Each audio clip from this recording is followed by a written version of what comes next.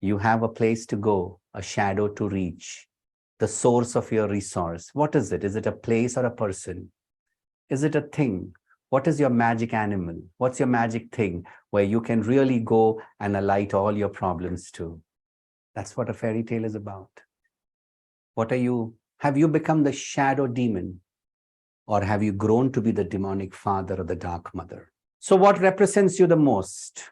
What did you model most? Confidence, competence of the masculine, or naivety and weakness and innocence of the feminine? What's your story? What's your narrative? I can't have it, I don't get it. And where did you borrow this from? Which fairy tale? How do you know that now?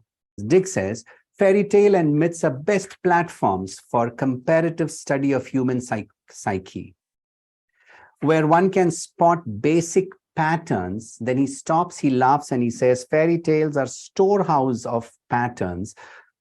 And then he asks, so which fairy tale are you a part of?